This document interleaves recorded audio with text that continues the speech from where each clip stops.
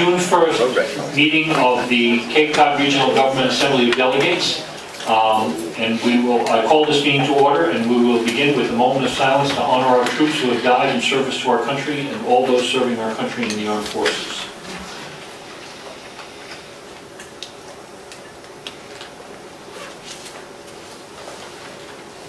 Thank you, and now we'll stand for the Pledge of Allegiance. Pledge allegiance to the flag of the United States of America and to the republic for which it stands, one nation, under God, indivisible, with liberty and justice for all.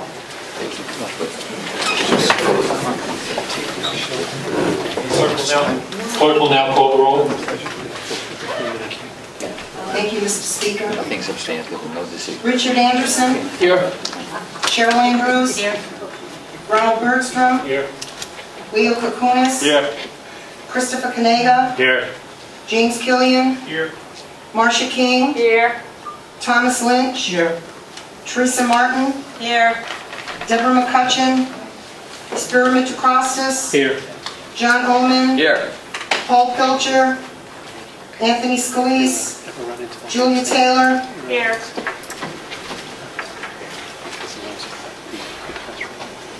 Mr. Speaker, we have a quorum present with 93.25% of the delegates present. Thank you. We now need approval of the calendar of business. Move approval of the calendar of business. Second. Okay, moved in second. Any further discussion on the calendar? Yep.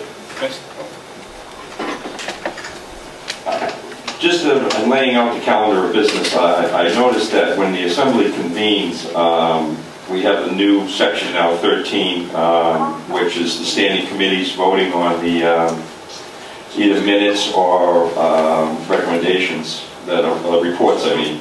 And last week, a lot of people left. They were here and they left before we got to that.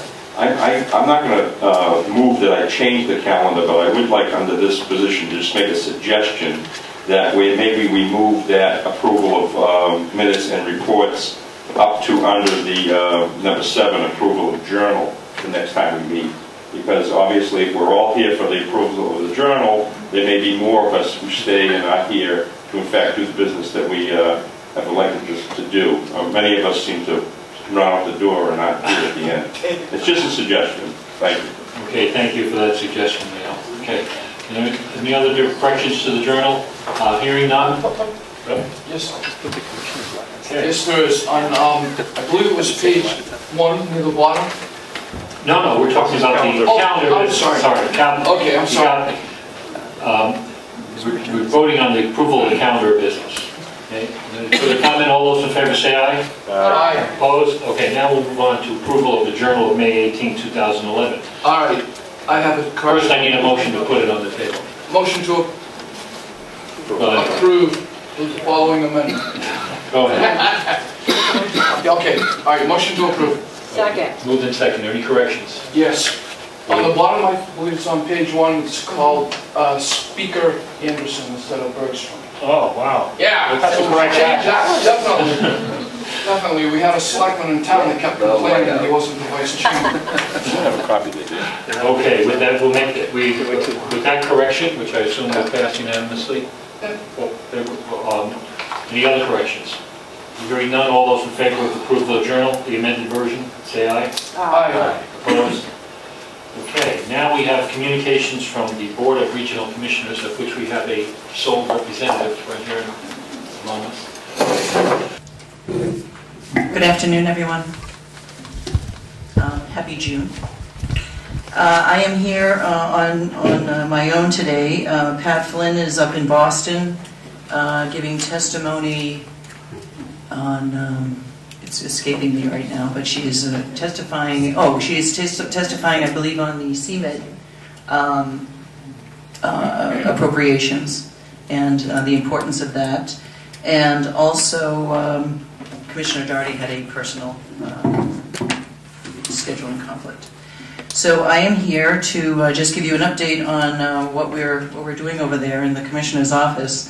And a lot of the talk has been about open meeting law. And I think that our county attorney has had some correspondence, I'm not sure if you've received that yet, Mr. Speaker, Yes. on open meeting law, and it appears that not only are we, the commissioners, at time to time out of compliance with the open meeting law, but as is the Assembly. At this point forward, from the new regulations from the Attorney General's office, I don't believe that communications from the boards of regional commissioners is going to satisfy that. If there are specific topics that are desired to be discussed by members of the Assembly, if you have specific questions, those have to be submitted to us and then put on the agenda 48 hours ahead of time. But the other thing that's interesting is that amendments can be made to that agenda all the way up until the time of the meeting, as long as they have been posted out into the public. So if the old rule is we couldn't get it on the agenda 48 hours ahead of time, so therefore we have to wait another week. There are ways of being able to get those types of items on an agenda and be able to be discussed legally, as long as they are posted through various news organizations and the usual channels, and also put on an agenda as an addendum to people as they walk in the door, so that they know that these things are going to be discussed. And also a vote couldn't be taken on that day. So these are all new things that we're learning, and we're coming up with our policy of how to handle open meeting and public comment, and we will be doing a vote on that next week. So we invite you to come and be part of that discussion if you wish. And also, I think that it will be worthwhile discussing with County Council as to how the Assembly should proceed in a proper manner. So that's all the new news. We did explore last week in an executive session, and I can't give all the details, but we have been informed by Council. We all know that there is much talk about the Cape Light Compact and CVEC, Cape and Vineyards Electrical Cooperation, their relationship and the relationship with the county. And what we discovered is that we have no oversight over either of those two organizations, which it was not a total surprise, but it's good to have clarified. I think that there was an assumption that we must have some oversight, and I have to say that I felt that we probably did have stronger influence than we have.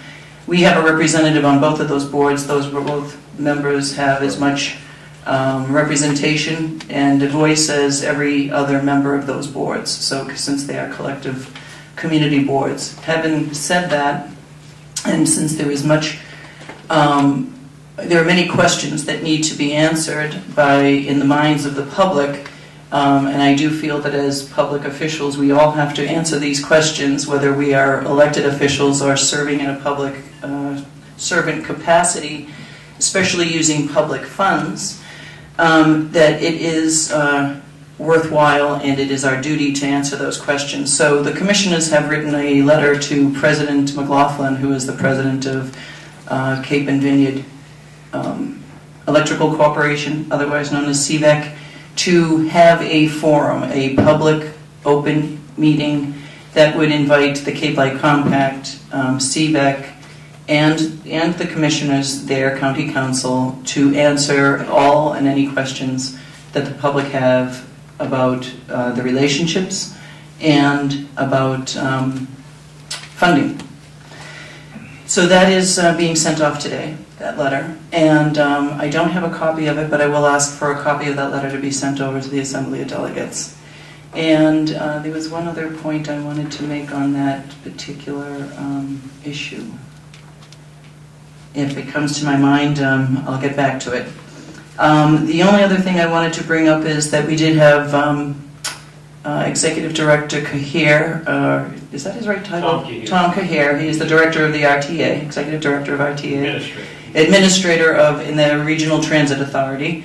He came over to be with Lev from the Cape Cod Commission because this month and towards the end of the month, June 29th, is going to be Transportation Day, but there's also Transportation Week, and that is the week that we're all going to try to use alternative methods of transportation, such as carpooling, sailing, walking, swimming to work, biking. Yes, and they have come out with, they're going to be coming out with a great interactive map for bikers in each town, so that is something to be looking forward to. They're doing great stuff. I think that Mr. Cahir is doing a fine job over there. He's really pulling the towns together, really having a collaborative effect of all 15 towns. The Cape Cod Commission has been helping quite a bit with that. And so I just wanted to put in a plug for Transportation Week and all their efforts for the efforts of the RTA. They're just doing a great job. For instance, this weekend I was listening on one of the stations and they were giving real-time where the traffic hotspots were on Route 28. The traffic appeared to be going about 18 miles an hour. The backup was this long from this intersection to that intersection, and also with the bridges, which I found very helpful in being able to cut through 28. And so they're using technology to the best, and I think in another year or two we're going to be seeing some really wonderful impacts from the incorporation of technology and the focus of that director in bringing the collaboration of the towns together. So hopefully we'll have some relief on some of our congestion, especially in the summertime. Okay. Just as a matter of policy, in relation to the memo that was sent out by Attorney Troy, we've always had, in the past, we've had this agenda item on communications from the Board of Regional Commissioners. It was intended for the commissioners to give us an update on what they're doing and for us to ask if they don't, let's say, did you address this subject, or how is, what's the income from the registry? It's informational. Now, unfortunately, and it always annoyed me, but I too many times let it go, it would break down into a debate over an issue. I don't know to pick anybody, but the former representative from Sandwich was very good for that. He would take on the commissioners. You did this yesterday? Well, I think you should have done this. Well, that, I believe then and still believe now from Attorney Troy's missive, is really not permissible to argue. But as far as anything else goes, as long as it's informational, I think we're fine. You can say, hey, how is this committee doing? Or how is, as long as you don't enter into debate with the commissioners over a policy issue, and as long as you don't debate with us individually. In other words, I may say something to the commission, somebody raise their hand and say, well, Ron, I think you're wrong, you can't do that under this. But I'm not going to... Yeah, I believe how it's really set up. I mean, it's very common sense. We can have a discussion on things that are... Basically, we can have a discussion on what is posted. Like the county commissioners today will report on, such as what I just reported on. This was our meeting today. If you want details of debate on that meeting, that can be put on the next agenda.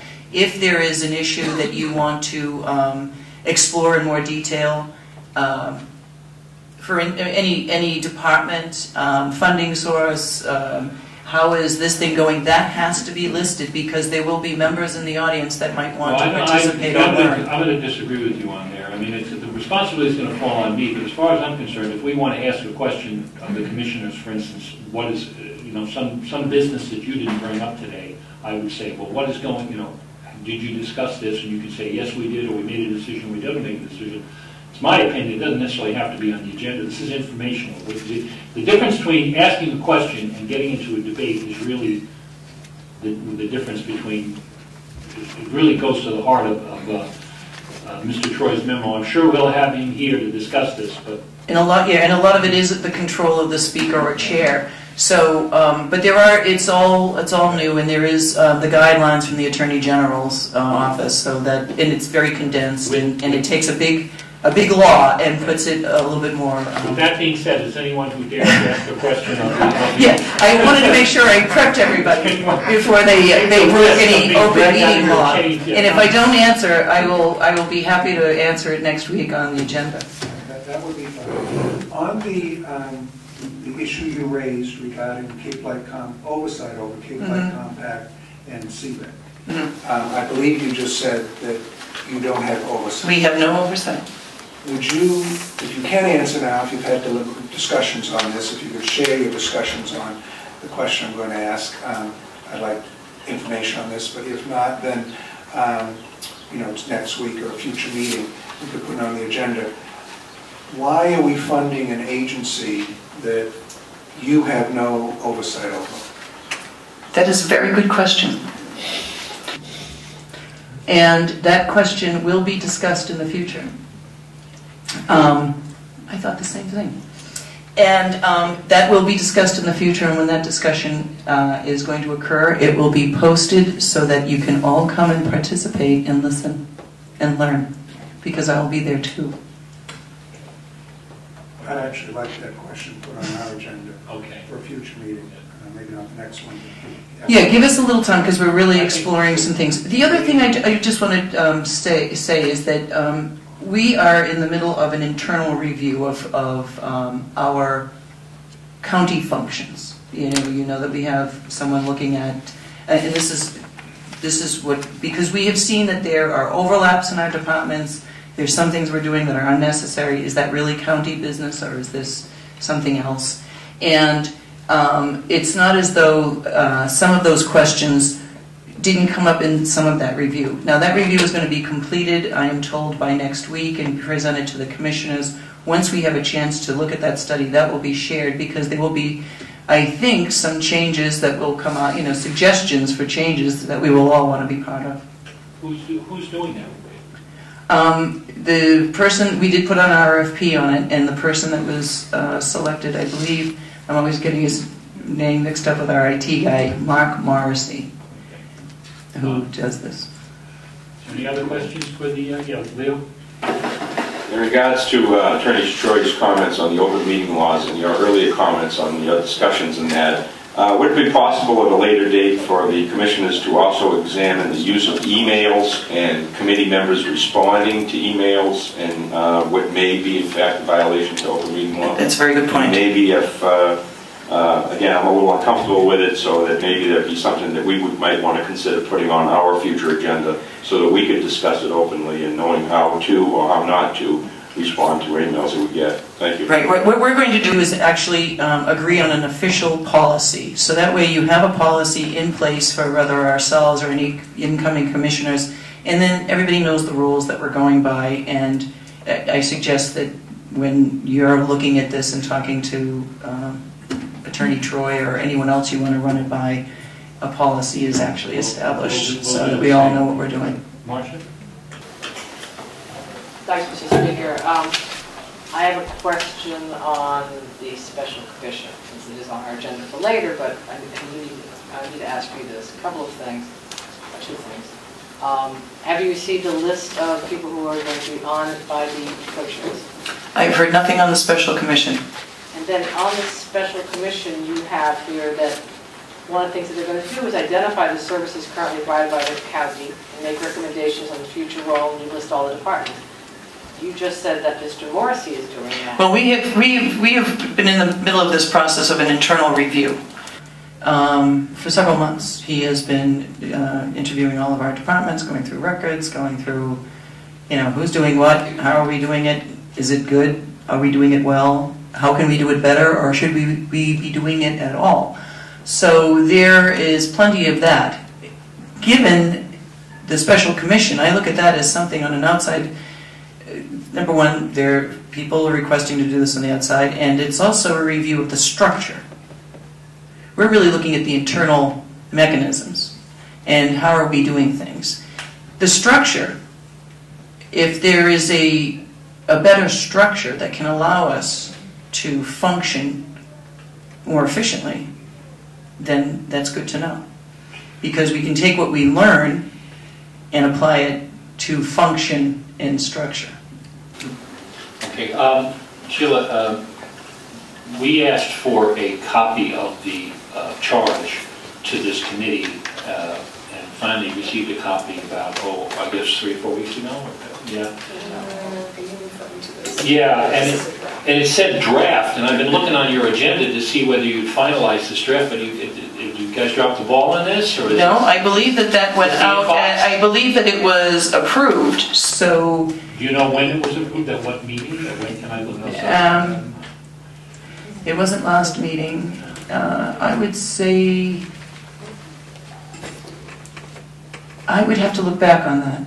All right, well, I'll find out from Karen or Kara or somebody Yes. when this was finally approved. When was it? Or you might even want to speak to Mark Zielinski. All right, it was, yeah, it wasn't finalized. As of May 5th, it wasn't finalized, so you may, I haven't seen it on your agenda. But Right. anything else? Yes? Thank you, Mr. Speaker. Back to the issue of the relationship between county government and CVAC. I too have tried to follow along. I've watched some of the YouTube videos to listen to the discussion at the county commissioners meeting to see what I could start to learn about it since I'm new. And it appeared the commissioners discussed some kind of a written agreement between the county commissioners and I'm not sure who. I assume it has to do with the certain county staff that also are involved with staffing CVAC.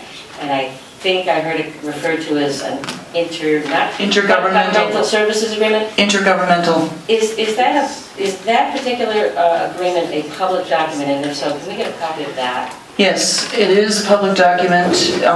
It is online because it took me, I did find it. Is it on, whose website has it? Because I looked too, I couldn't.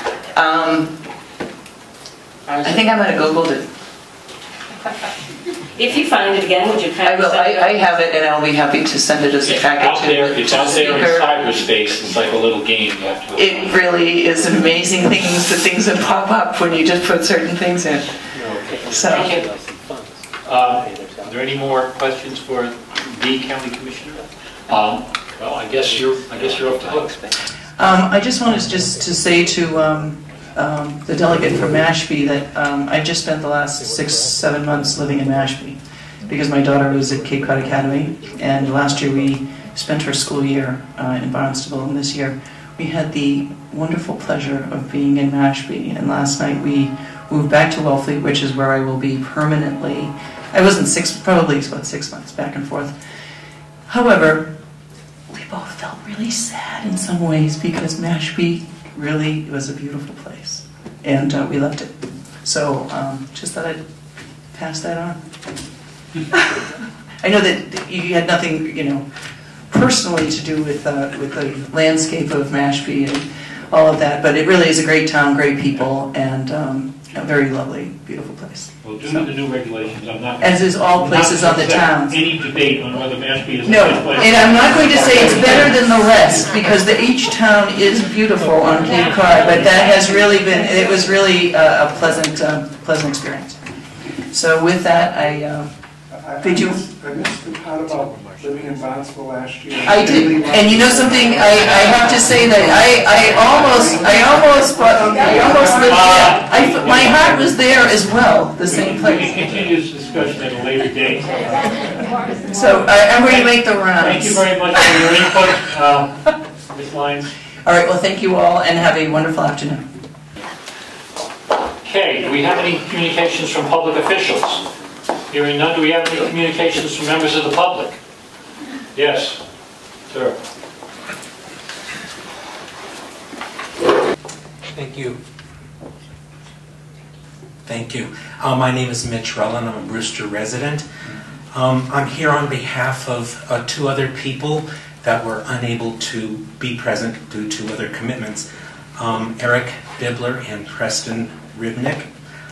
They each are requesting through my appearance here to be placed on the agenda of your next meeting, June 15th, each to have 10 to 15 minutes to present their concerns somewhat related to what Commissioner Lyons had to say about Cape and Vineyard Electric Cooperative and Cape Light Compact. And I don't know if you want me to get into any more details about their concerns or... The ability to discuss these things under public comment is rather limited. Sure.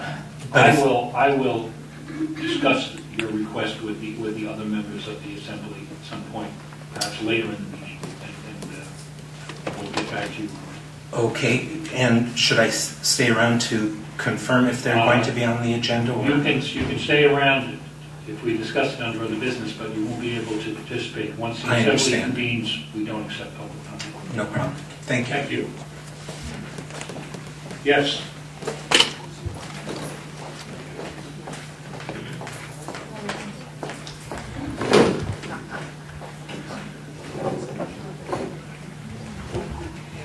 James Rogers Sandwich. I'd also like to request 30 minutes of the Assembly's time at the next meeting for public input on the same issues that Mr. Allen just brought up. The issues of accountability, transparency, movement of financial resources between different boards of the county.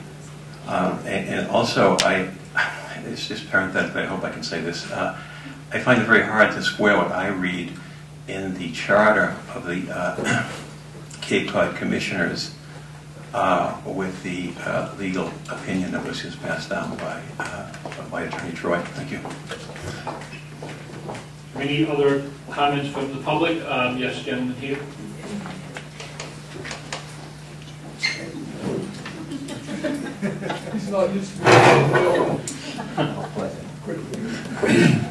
Thank you. My name is George Bryant from Barnstable. I attended the last two meetings of the Health and Human Services Advisory Council, and I didn't come after the last one, so I'll give you a sketch of what went on both. And I'll do the last one first, which was last week. The Advisory Council had two presentations. Can you hear me well? Yes. Yeah. Yes. The first was on workplace mental health by a man named Bruce Cedar, who works with a group that is called the Workplace Mental Health Initiative. And he sketched out the problems that can develop with depression in the workplace, and sometimes suicides as a result. He's very thorough, and his group is open to any requests. And this is their little brochure, and I'm sure Beth has a lot more. Beth has a lot more of them over in the courthouse. Turns out that the average depressed person loses 32 work days per year, which is a very serious loss. And we have figures on suicides, and they're pretty significant. Although Massachusetts suicides are not as severe as in the rest of the country, they certainly contribute to the problems we have here. We had also a presentation on that meeting on the 26th by the Cape and Islands AIDS Support Group, which was a very striking and interesting presentation. I had never seen it before myself. I should, I suppose, having lived in Barnstable. They represent over 600 people on the Cape and Islands. They include, also includes Martha's Vineyard, but they have a different sort of relationship with the people in Nantucket. They have, they've done a remarkable thing over the last 20 years in creating this group. If every chronic disease had a group following their problems, the problems of the people involved in that, Cape would be a very different place. I would encourage you to ask them to come here and make the slide presentation that they gave to Human Services, because they do it very well. They have, of course, they're interested in not only medication, but housing, support, financial support, and rides, transportation to either Hyannis or Boston. And it's really a remarkable situation. Of course, AIDS, when it started, was basically relegated to younger people, and their friends had the energy, as young people always do, to respond to this. Most of the chronic diseases occur in the older population, like heart disease and diabetes mellitus and the various kinds of cancers. And although there are groups that deal with this, they don't quite deal with it in the very advanced way that the AIDS support group does. The meeting on the 28th of April was a presentation by Christine Stein, who works for the group over in the main building, and she takes Warren Sawyer's place more or less. And she's done a terrific job and presented a lot of figures about the comparison between the state and the Cape. And I'll give you this specifically. I'll give it to Janice so she can copy it for you. You can see the differences recently in various categories of the people in the Massachusetts and in Cape Cod. We've had a slight population decrease here, whereas in Massachusetts it went up a little bit. They have the people here are slightly better educated than in the rest of Massachusetts. The population is basically white. Ethnically, the Brazilians of the foreign-born people, the Brazilians represent 1/5 of the people on the Cape.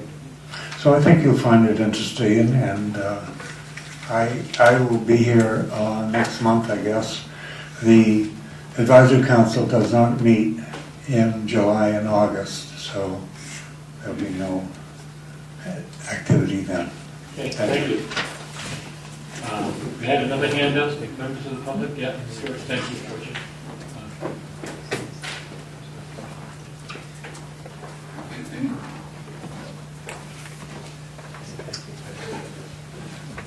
Good afternoon, I'm Sheila Bowen from Harwich, and I'm here today as the president of Windwise Cape Cod. I just want to extend an invitation to each member of the Assembly to attend our lecture series that's going to be the first 3 Tuesdays of June. It's going to take place at Cape Cod Community College, and it will be addressing the issues of wind turbines. I know that you saw a lot of us up until the passing of the MPS, and I again appreciate your vote on that. I'm hoping that you will continue your interest in this issue and come to the lectures and perhaps have a greater understanding of why we are fighting so hard on this issue. At the start of each lecture last fall, I asked for any elected officials to please stand and let us know that they had attended. We had one member of the Assembly who attended the lectures last fall, and I would hope to see more of you in the coming lectures. The dates are June 7th, June 14th, and 21st, and I'll hand out flyers to be passed to each of you, and I really hope to see you there. Thank you very, what time? 7 p.m., Cape Cod Community College, Science Lecture Hall A. And I really hope that I will see each of you there at the lectures. They're going to be outstanding. Just to take one more minute, the first one on the 7th will be presented by Lisa Linos, who maintains a website called windaction.org. She's known throughout the country and also internationally for her advocacy. On June 14th, for the very first time by WebEx, we will have Dr. Nina Pierpont, who is also known internationally for her book, The Wind Turbine Syndrome, and she coined that phrase and did the studies. And she will be presenting along with another medical doctor, Dr. Sarah Laurie from Australia, who has also done extensive studies on the health effects of wind turbines.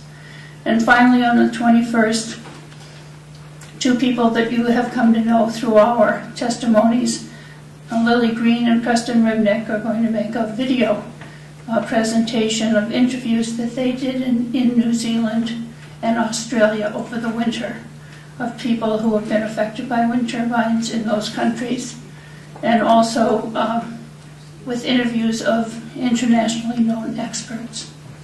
So I really hope to see you. Thank you very much. Thank you.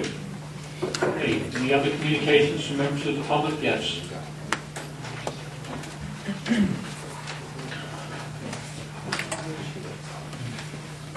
My name is Kathy Sherman, and I struggled all day actually with trying to write a letter about the issue of what issues I would like you to explore about CVEC and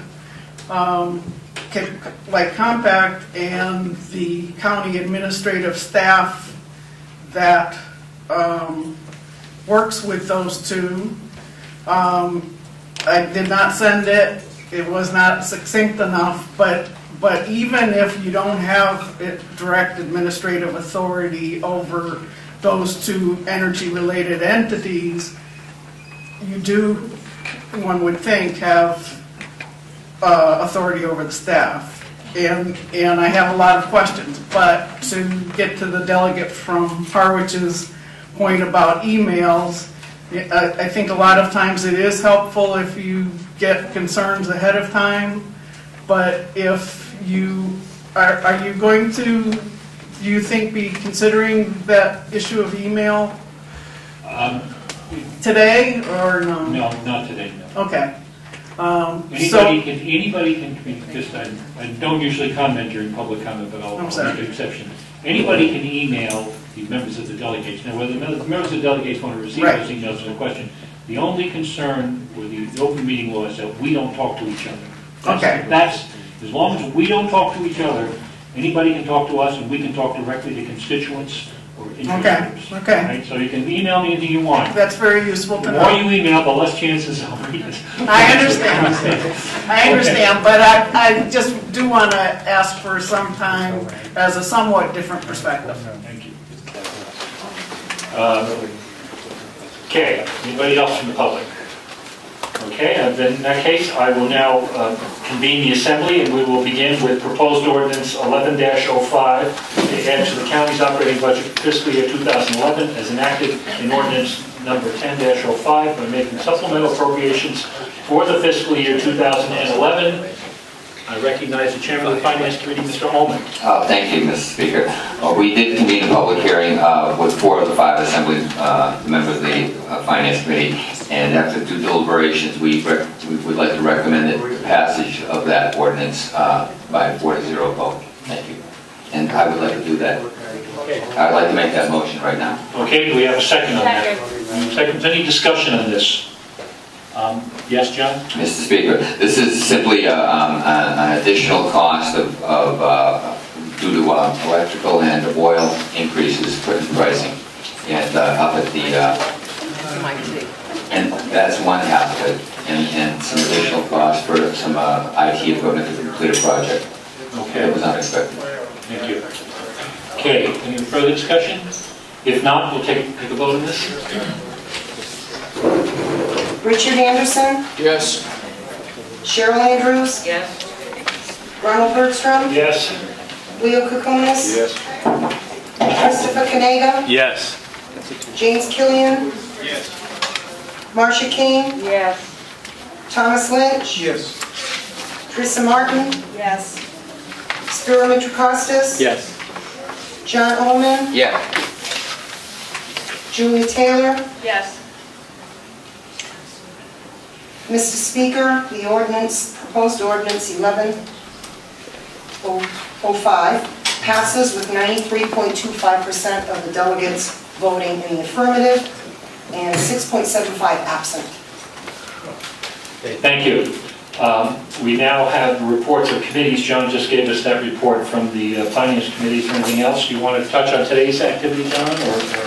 Yes, thank you, Mr. Speaker. We held a public hearing today on proposed ordinance 1106, which was to add to the current, as written, current budget for the fiscal year 2011, 2 items. Human Services grant for open air for hospitality for $12,500, and the second one for increasing the budget item for elderly meals on wheels for another $25,000 for a total of $37,500 due to technical language difficulties. I believe that we are going to recommend that gets withdrawn, or we will.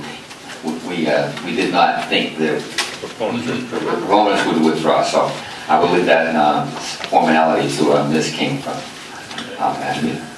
Thank you, Mr. Chair, if you don't mind, Mr. Speaker. No. I'm the one who submitted these two ordinances, and since I will not be here in the next meeting in 2 weeks, I really want to be here to vote on them, so they're listed as having to do with FY11, and we're going over to be in FY12, so I have withdrawn them. I will be resubmitting one, not both. I'll tell you ahead of time, I'll only submit the 12.5 for the Council of Churches. I will not be submitting the $25,000 for the Meals on Wheels. Okay, thank you. We now, if there's no other meetings that took place, we now have... Mr. Speaker, yes. I just wanted to, we also had a general discussion after that particular public hearing about the process by which ordinances can be presented. And I thought that, even for myself, who's been a little long in the tooth here, we have to remind ourselves that we do serve everyone in Barnstable County, and there is and should be a process by which any citizen of Barnstable County that wishes to come to us for a proposal, whether it be monetary or not, should be allowed to do so. I mean, the folks here have every right to do what they're doing, and I just want to encourage the listening audience at home, or viewing audience at home, that we do encourage your participation, and we do want you to become more of a vocal part of your county government, and when you have an idea or if you have a thought process of how we should be doing, you don't necessarily have to go through this budget process with the county commissioners. You can come directly to them or to us with your own ideas and your own thought processes. Okay, thank you.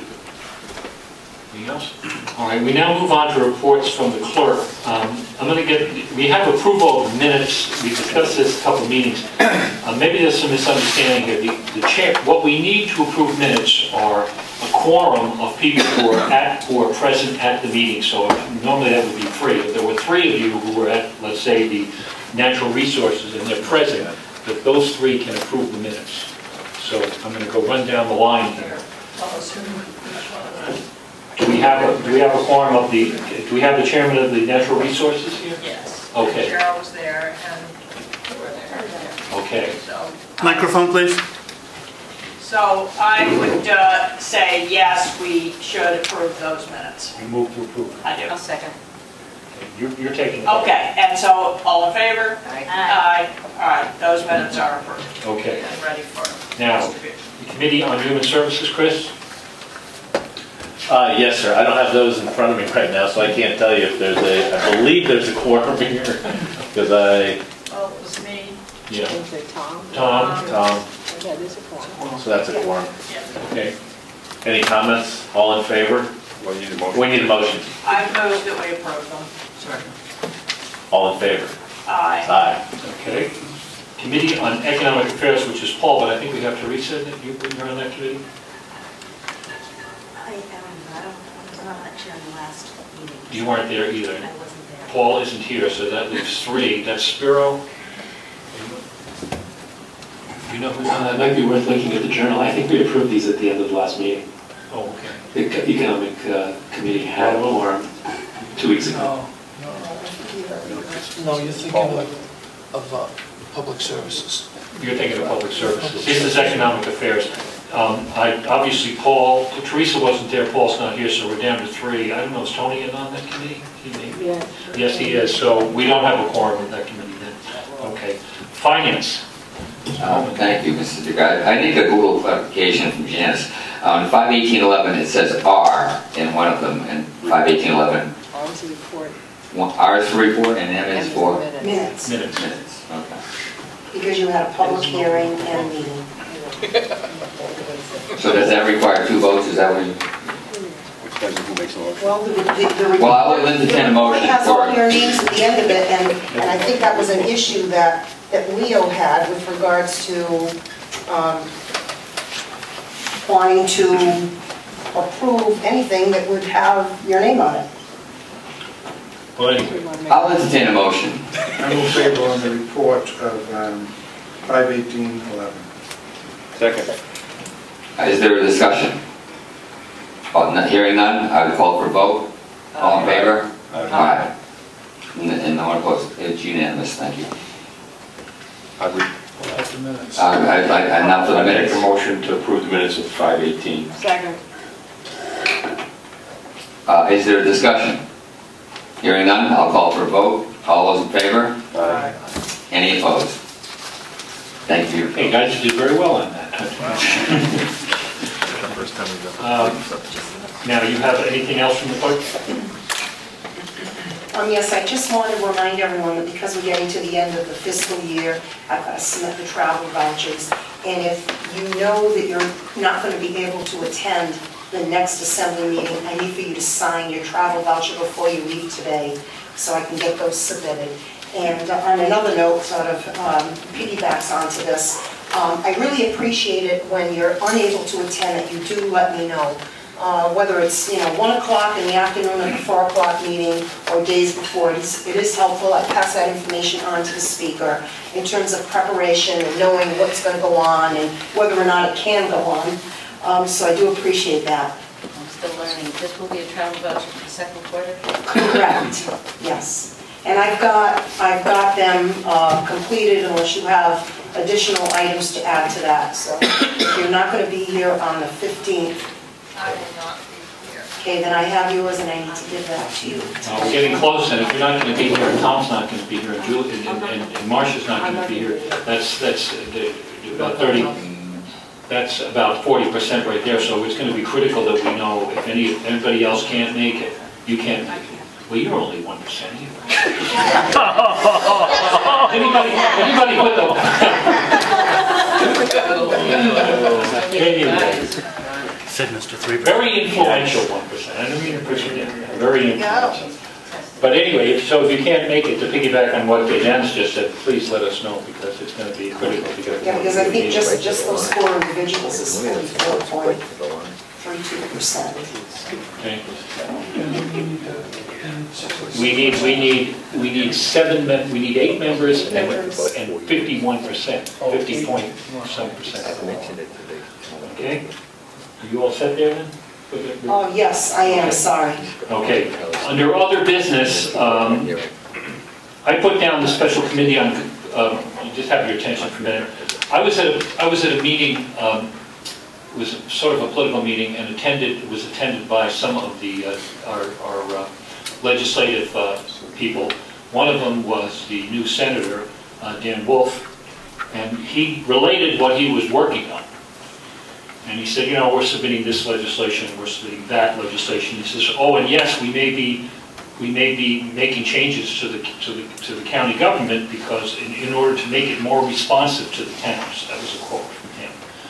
And I didn't get a chance to follow up on with him on that meeting, and I haven't had a chance to talk to him since. I think maybe he's not aware that we are actually elected by the voters, but it made me aware that this process that the commissioners have put in place is moving along. I mean, if the word has gotten to him, and I asked Commissioner Lyons about the charter. Apparently, not the charter, but the charge. Apparently, it's been approved, although I didn't pick up exactly when that was approved. So I'm just wondering if the Assembly has any response to that. And yes, the senior member of the Assembly seems to want to respond, yes. Well, I think that's very interesting that it's understandable to me that he might have heard that there was this talk and that there was discussion about possible charter changes. I think it's interesting that he would have seen that as a way to make the county government more responsive to the towns, whereas there's no doubt in my mind that the people who are spearheading the committee and that the commissioners are talking about are very interested in not having the towns per se represented and having a very different, more regional approach. So it might be worth your mentioning that difference. Now maybe he doesn't really care that much about the issue, and so therefore he was just sort of making a remark. But that's a significant difference, and he ought to be educated on that as to, we now have every town represented. That's the whole system. The talk is of a significant change to that, and it would be much less town oriented. See, what I took out of that was not, I mean, you mentioned the towns, but I took out of that is somewhere along the line, and I'll have to talk to him, get a hold of him, is he's been given a heads up that he will be eventually be presented with something to put before the legislature, which deal with the very structure of the, and if it's gone to him already, and all we have as evidence of that is what is that commissioners mentioning in passing that they were setting up this committee. I think that I'm just wondering how long we go down this road before the assembly, through me or to any of it, are going to respond to this. Marcia. I think we're there. I think it's like shock and awe. Sheila just sat here and said they didn't know who was on the committee. This was a draft, and like you, I have been watching their agenda to see when this is on their agenda, and I was going to show up because I've made a big issue out of this. So for you to say that Senator Wolf has already talked about contemplating changes, which number one, he cannot do because they have to go through this body and has to be voted by the voters. I think we're there, and I'm really concerned, and I think that this body should send a strongly worded letter to cease and desist or something, because I'm a little, that's called chutzpah in my language. And actually, and Senator Wolf knows exactly what it's. Yes, I'm sure he does. Leo. Oh, this, yeah. As was mentioned previously, we are, certainly I, have only been privy to seeing a document which is considered a charge from the county commissioners and has draft written all over it. I have two comments on this. One is, if this is in fact the final document, I find it odd that a draft would in fact contain specifically the names of the co-chairs. I think if I was putting together a document such as this, a charge, I would have simply said that the county commissioners shall appoint co-chairs and not specifically put two people's names in there, but that's just a pet peeve on my part. If this in fact has gone ahead, I do find that when you read through this draft document, it does state that the two co-chairs that are mentioned will bring forward a slate, if you will, of people to be appointed on this board and approved, I guess, or appointed by the commissioners. It would be my suggestion that we send a few names of willing assembly members to both Rauschenbach and O'Leary as willing assembly delegate members who are looking to be part of this subcommittee. At least then we will have some direct link to the committee's work, and those members, if they are in fact appointed, will be able to come back and report on us progress, if it's happening or not. It just seems like the next logical step. The charter refers to the process of amending the charter, but in the beginning, and I don't have it in front of me here, but and I haven't followed, but it does specifically reference a segment of state statute when it talks about amending. It says, notwithstanding the provisions of it. So there may be some legislation hanging out there by which, by petition, people can change a government without the participation of that government. In other words, we're presuming they have to go through us, but that's not, from what I read into the commissioner's tea leaves, that's not what they're contemplating. Yes. Well, it's just much easier to make the change if you go through the assembly. Yeah. If the assembly votes it, that automatically puts it on the ballot for the voters to make the change, and most voters are going to go ahead and vote it if it's been sort of happily got there.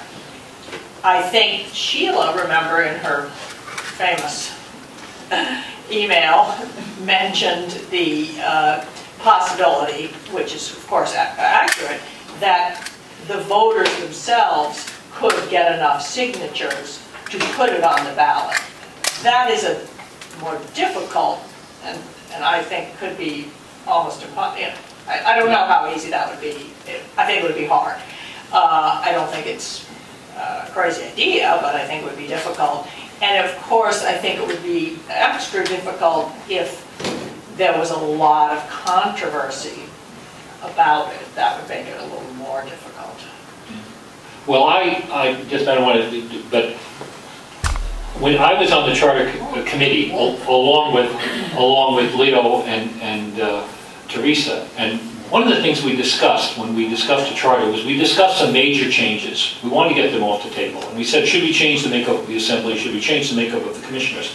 And one of the drawbacks to that was that any changes in the membership or the structure of the assembly would have to go through the assembly using the normal charter process. And we thought that was sort of a defect. Towns don't do that. The charter committees go directly to the voters. So the idea that was left on the table of asking Senator O'Leary, and we talked about this at the time, and they added Senator Rauschenbach to make it balanced, to have an idea of, well, we'll have a, quote, independent body to look at this. So then when I read the draft charge from the commissioners, I find out that not only are these people not appointing their own membership, which I presume they would, but now they're requesting appointments from the commissioners, and their final report is going to be to the commissioners. So the same inherent defect is in place, in the sense you're asking a significant part of the county government to approve changes that may affect them. So, I mean, there's a lot I find very interesting in this process, and I'm prepared to write to the commissioners officially and ask them what's going on, and to advise us of the progress of this, and to remind them of the provisions of the charter, and request that we be part of the process if that's what the delegates want. I'll probably do it anyway, but I'd rather have you guys think about it. I mean, do we, like I say, is this the point where we should get involved? Yeah. Again, I think that if the draft, this document that I've read is in fact the final document, it would make sense to me that if we want to be involved in it, we should be having some correspondence directly with both Rauschenbach and O'Leary. And whether they want to, in fact, consider appointing someone that we, as a board, maybe suggest or don't suggest, at least be asked to be put on their agendas so that we can go as either members of the assembly and sit and listen to their debates. Where I don't know why we have to go through the commissioners to ask that. It seems like they're the ones in charge. Let's go right to them. Yes. Just thinking about the logistics of putting together that kind of conversation, that the flip side of the coin would be to invite those two in to meet with the assembly to receive input from us. I mean, clearly, and I think I agree with the delegate from Harwich's point that if the word independent is being used for this committee, and two co-chairs, I guess, have been named, then the conversation maybe should happen between the assembly and those two co-chairs. That makes sense. The last I talked to Senator O'Leary, he had not received any, and this was early May, he had not received anything from this. And Sheila, I know that they did not have an agenda item addressing the finalization of this draft. Now, what went on after that, I don't know. But so it's not true. But I will, if it's the Assembly's wish, and I will simply write a letter to. I could write a letter directly to Senator O'Leary and Senator Rauschenbach, you know, reminding them of the normal process that the charter review goes through, and requesting that they either meet with the Assembly or that they invite the Assembly to participate in their deliberations. Or both, preferably both. If that's the sound. Do you need a motion for that, Mr. Speaker? Well, yeah, go ahead, make the motion. I would move that the Speaker send a letter directly to the co-chairs, named co-chairs in the draft charge, Rob O'Leary and Rauschenbach, and request that they either keep the Assembly in correspondence and possibly include us in the deliberations in the charge. Second. Okay, moved and seconded. Any further discussion? Just a quick question. You're purposely staying away from inviting them in? Yeah, we'll take Not now. Okay. So you're just asking us? The motion was just that we be involved in the process. They may come back to us and say, we don't want anyone from your committee on here. We're going to have a complete independent staff. But at that point, it opens the door for us to certainly invite them in. I just don't think at this time we should be inviting them in because, quite frankly, I don't think they have anything to talk about yet. They just formulated. It would be my interest to just let them know that we're interested to be involved in the process from day one. Okay, and the reason why I asked the follow-up question, Mr. Speaker, was simply that I get your point. Not only do we want to be involved, but informed. And to the extent that letters are going out on this issue that perhaps we haven't been CC'd on. Well, that's what And I hope our letter to them very clearly says, kindly CC us on any press releases, agenda items, specifically let them know what we're doing. I'm going to send a separate letter to Mark Zielinski asking to be copied on anything regarding the charter. I'm presuming that we haven't been copied because you haven't written anything, but maybe that's naive on my part. Okay, we have Leo's motions moved and seconded. Any further comment? Hearing none, all those in favor say aye. Aye. Opposed? Okay, I have a request before me to put on the agenda from various people who you probably have heard from yourself, the controversy swirling around CBEC and the Cape Lake Compact. Now, I'm reluctant to do that for a number of reasons that I won't go into, but I think that all of you have received, I'm not reluctant to do it, but I'm reluctant to do that without running it by the Assembly first. This is a big controversy. The question is whether it really affects us. The question is whether what our role is. If we choose to get involved in this, the missives you've received already and the communications you've received already will be nothing compared to what's going to show up on your inbox coming up in the next 2 weeks. So I'm just throwing it out to the members of the Assembly now to see what, if any, role we have in the relationship between the county government, CBEC, the Cape Lake Compact, and the Assembly and the various components. And I'm just wondering if, Leo? Well, we've been asked by some members of the public here today that they're looking for some time to sit and talk with us. I think we would be not doing our duty if we, in fact, didn't put them on the agenda. My concerns, though, are twofold. One is that, as was mentioned earlier by one of the county commissioners, they actually held a executive session to talk about the role of county government in with these two organizations. And I don't know when we're going to receive the actual documentation from that discussion on actually how much impact we as a body have or don't have.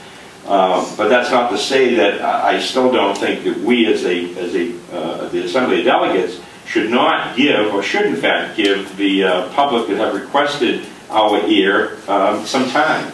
I would like to see maybe just a half an hour given so that some of the leaders of these groups could come in and give us a sound bite, if you will, as opposed to going on and on and on and listening to the same thing. Not only that, they have to understand that they may be talking to deaf ears. Although we may be encouraging, wanting to do something, we may be in a position that we're not able to do anything. The other thing and comment I would like to maybe explore is, would it be proper to send this request to a subcommittee, maybe the Committee on Governance, to actually hold a public hearing? I know maybe we're not there yet, but it may be a better forum for the public members that certainly showed up today that are requesting us to look into this. And again, being kind of not a completely new member, but being a new member here, is that something that we would consider doing at this time? Yeah, just a quick comment on that. As far as a public hearing goes, usually you hold a public hearing when you have something in front of you, in other words, an ordinance or a resolution. To hold an informational session, I mean, we could have it, no question we could do it with the subcommittee, but a public hearing is another ball of wax entirely, I think. Yeah, Julia?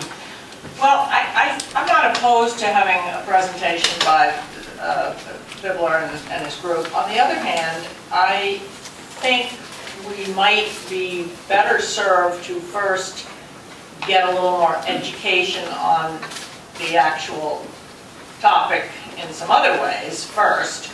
I did hear several years ago a very informative presentation by Maggie Downing that she took out to the towns when they were forming CVEC. And that might be worth hearing, and something similar to that. And I sort of remember it pretty well, but I'm sure I could learn, be refreshed. So I might be interested in having us get educated on that first. I'd also, having heard what Sheila said about the oversight issue, I think that it would be nice if Jan could research the budget situation for the last X years, 5 years, in terms of what we have voted for Cape Light Compact, because we said we haven't given any money to CVEC. And so I think that's information that we need, and what were those, the exact details of that budget, and what did that money go for in terms of Cape Light Compact. Then I think it is worth finding out what the commissioners have to say. So I think we could have a short, you know, maybe 30 minutes from Mr. Bibler and others. But I think if we really want to know what's going on, we're going to have to do this kind of homework also. And that might, and in some ways, that's more important. Yeah, I agree with you, because in my role as speaker, I'm going to have to listen to comments in relation to our role. In other words, if something goes off the topic of something we have nothing to say about or have very limited authority, it's going to waste our time and their time. You know, so it's going to have to be. I think, and it's tough because these two organizations have, you know, enabling legislation, and they have interlocking directorates and so on. But I think we're all going to have to do a little homework, and if we can get, if Ms. Downey and Mark Zielinski are willing to do this, and/or willing to do this, is a question. So, I mean, that's one role we could take, and then we could understand what the role of the assembly is, if any, in the governance of these organizations, which, as I have stated before, have boards of directors which are appointed by the individual towns. You know, I mean, do you know who your director is? And you know, that's the question. So it's, you know, I agree with Leo. We shouldn't refuse a request, but we have to know what our authority is before we go into this. Tom, did you have a question on that? Yeah. I tend to concur with the other speakers that said have them come and speak and put a time limit on the presentations. I think the memo we got from Attorney Troy did, I thought he even said 3 minutes in that, but I mean, you could extend that to 5 minutes or 10 minutes, whichever you wanted to do, and ask them to you know, be rather concise in their presentation. But I was struck by the comment that there's no, you know, we don't have oversight over that, and that you know, I don't want to repeat the funding error of past budgets in the budget that we just passed. Before that budget, I realize there's little time before it goes into effect July 1st, but it doesn't seem like we should be appropriating county money for something that, if it's not a county entity, that anyone oversees. And I would hope that, I think I'll trust that the county commissioners will address that question as the commissioner indicated she would very quickly. So that's what I'm struggling with right now. But I agree there are a lot of unanswered questions for us. But that's another making a presentation. Another question that's come up, and some of the new delegates, the question on this, I know that Spiro did, is that there are things that show up in our budget that theoretically have their own funding streams, yet they're in the budget. You know, one is presented with a budget, and one presumes that you're going to vote on it. But I mean, there's the EDC, and there's Cape Light Compact, and the Commission, which has separate revenue streams. And the question is, what is the authority of the Assembly in adjusting those budgets? I mean, I'm one who believes if you put something in front of us and you say, "Vote, what do you think?" We should have the right to say something about it. But we're going to have a dispute with the commissioners on that. We have to come to some resolution. So, Leo. Again, going back to the formal request by the 3 members of the public came today, and I believe, Mr. Chairman, you actually have something in writing too that requests to be put on the agenda. I would feel very comfortable that we allow them a 30-minute presentation time frame. I understand that the open meeting laws do say 3 minutes per person, but basically the only thing that's going to do is require that they bring 10 people and they each speak for 3 minutes each. I think that their group could do a very nice presentation. Maybe it seemed like there were 2 gentlemen that seemed like they really had something that they wanted to share with us. And if they on their own time split it up into 15 minutes each, or 3 minutes for 10 people, it's fine. But I think that, you know, a 30-minute time frame for a public representation on our open agenda would be certainly warranted, and I certainly would support it. Now, the agenda on the coming up, which would be the 16th, is pretty much open. We're not going to meet again until after the 4th of July, so, and we don't know who's going to be here 2 weeks from now. You're not going to be here. Tom is not going to be here. Marcia's put it off. You want to put it off, we have to put it off to the 1st. I would think it would be safer. Yes, Cheryl, are you going to be here? I will certainly be here, but here's the thing. We're going to be, in essence, taking testimony. We're not going to be having a discussion. Therefore, as long as a quorum is here, that can happen, and anyone who's not here can watch it on YouTube. And I guess that's my mini speech for they want to have the conversation, let's let them have it. It's not going to be a discussion, so. Well, I'm not, the thing is that if there is not a quorum present, we're not going to meet. I mean, that's the rules, we can't do that. We can't even, I open and close the meeting, that's it. You know, we can't even hear them say hello. Unfortunately, that's the new rules with it, no quorum, so. But I could tentatively schedule this for next meeting, if that's all right with the people who aren't here, all right, you know. And if that's all right with the people who want to speak to us, perhaps they want a broader audience. Yeah, John?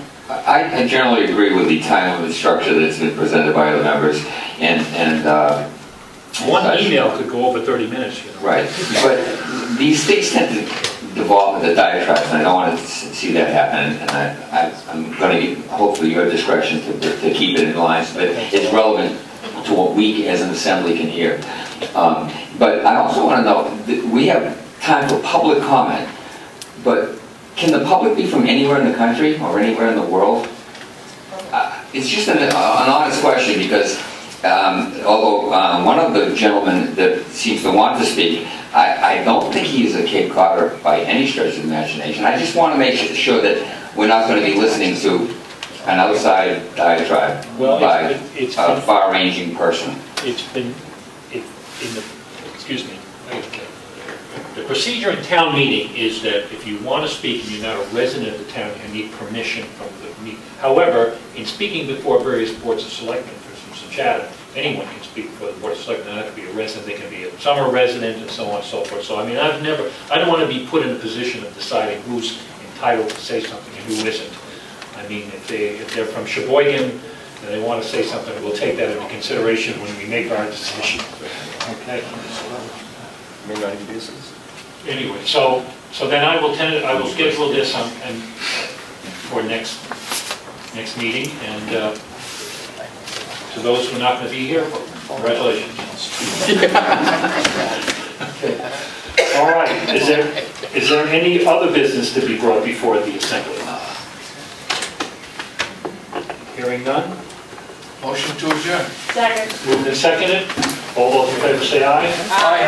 Opposed? Okay.